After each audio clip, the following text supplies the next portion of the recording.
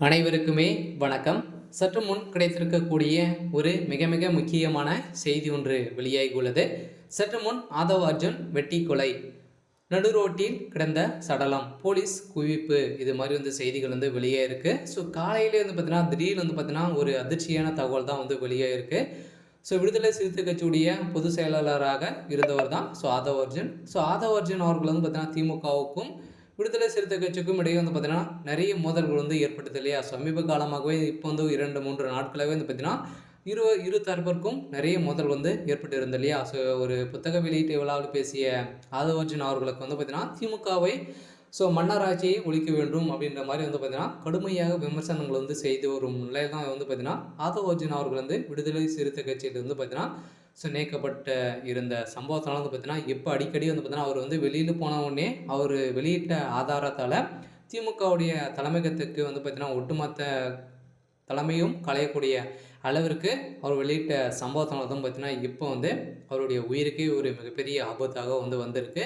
So இதன் அடிப்படையில் தான் திமுகவை சேர்ந்த சில மர்ம நபர்கள் பார்த்தீங்கன்னா இவர் வெட்டி கொலை செய்யப்பட்டதாக ஒரு பரபரப்பான செய்தி வெளியாகி ஒரு நிலையில் பார்த்தீங்கன்னா சென்னையில் ஒரு மிகப்பெரிய கலவரங்களாக தான் வெடித்திருக்கு. ஸோ இதை தொடர்ந்து தான் பார்த்தீங்கன்னா இப்போ திமுக விடுதலை சிறுத்தை கட்சியும் பார்த்தீங்கன்னா அதிலிருந்து இணைக்கப்பட்ட சம்பவம்.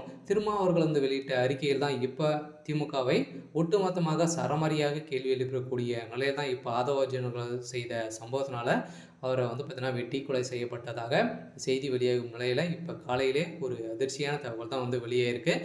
இருந்தாலும் ஆதவ அர்ஜுன் அவர்கள் பார்த்தீங்கன்னா வெளியில் போய் ஒரு 2 நாட்களே பார்த்தீங்கன்னா திமுகவும் பிசிகாவும் கட்சிகளும் பார்த்தீங்கன்னா நிறைய விமர்சனங்கள் எழுந்திருந்தார் இல்லையா?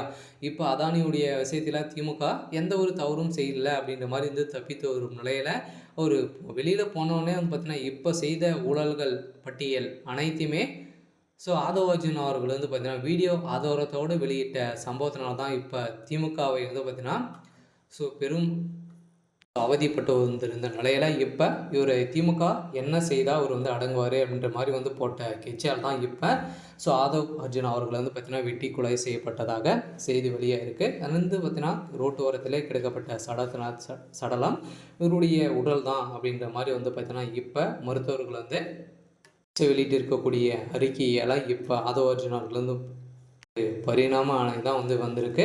இருந்தாலும் ஏற்கனவே பார்த்தீங்கன்னா ஆதவ் அர்ஜுன் அவர்கள் மார்டின் லாட்டரியுடைய மருமகன் தான் இருக்கார் இல்லையா? அவர் தான் மார்டின் அவர்கள் தான் பார்த்தீங்கன்னா திமுகவை ஸ்பான்சர் பண்ணக்கூடிய அளவிற்கு ஒரு மிகப்பெரிய தொழிலதிபராக இருக்கார் இல்லையா? இதன் அடிப்படையில் இப்போ மக்களாட்சி தேர்தலில் கூட அவர் தான் பணம் கொடுத்தாரு அப்படின்ற மாதிரி ஆதவ் அர்ஜுன் அவர்கள் வெளியிட்டு உள்ள ஒரு ஆதாரத்தால் தான் இப்போ பார்த்தீங்கன்னா அவருடைய உயிருக்கு ஒரு மிகப்பெரிய ஆபத்தாக விட்டுருக்கு. இருந்தாலும் என்ன நடக்க போகுது அப்படின்றத வெயிட் பண்ணி பார்க்கலாம். இது மாதிரி செய்திகளை தெரிஞ்சுக்கணும் அப்படின்னா மறக்காமல் நம்மளுடைய சேனலை சப்ஸ்கிரைப் பண்ணிக்கோங்க. தேங்க்யூ.